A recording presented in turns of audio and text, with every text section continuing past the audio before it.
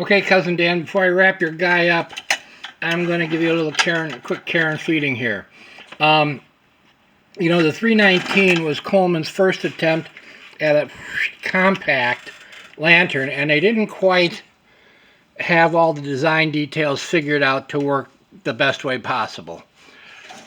The shade on more lanterns, they didn't need to put it in because they figured out they could suck cold air up from the bottom instead of from the side.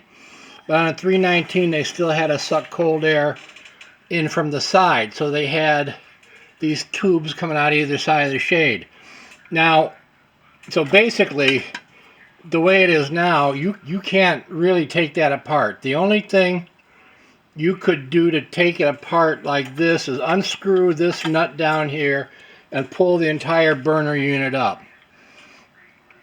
Now what that does is it makes putting new mantles on an absolute bear, because you can see the burner cups are right up in there in the shade. It can be done if you got little tiny skinny fingers and you don't cuss a lot at your lanterns. But usually what I'll do, and there's probably 5 or 6 different ways to do this, but I'm just going to run through this. These burner air intake tubes are just a slip fit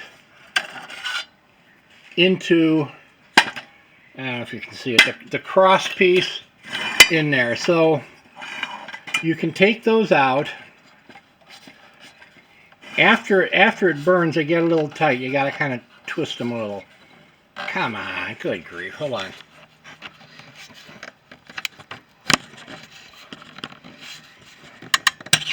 There we go. And then the shade can drop down. It might be easier to tie your mantles on.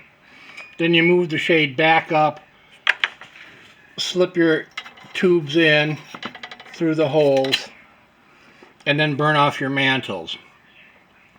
Another way to do it is pull these tubes out, take the generator off, and you can take the entire cone out, tie your fresh mantles on, then slip the cone back on, put your generator back on, and then burn off your mantles. The first one I built for a guy, I built off of drawings that I'd taken years before. And I thought for sure I had something wrong because it was so difficult with the mantles and all that. But yours, I took all the measurements off of an original. So the size of yours is exactly the way they came from the factory. And Coleman just made it a challenge to put mantles on. Anyway, that's it. Once you get the mantles on, though, you're good to go. I don't think I need to tell you anything else.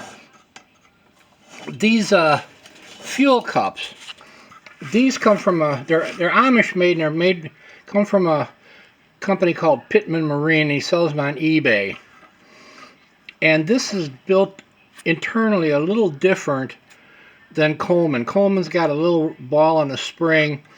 This is more like, I don't know how to describe it. There's a spring and a big rubber stopper. And the spring is pretty husky, so when you're pumping it up, you put your pressure on, and then when you build up enough pressure, and it's going to go in. And you crank your pressure in, and it goes in. If you don't hear that when it goes in, you're not getting pressure in your lantern. You're just blowing it out of the sides of your pump. Anyway, I think that's all you need to know. If you have questions, call me and we'll figure out what's going on. But right now, it's a good burner. There's always a little bit of copper oxide after it burns. That doesn't affect the burn. All right, so that's it. I'm going to wrap this guy up and get it out to you. Have a good afternoon. Goodbye.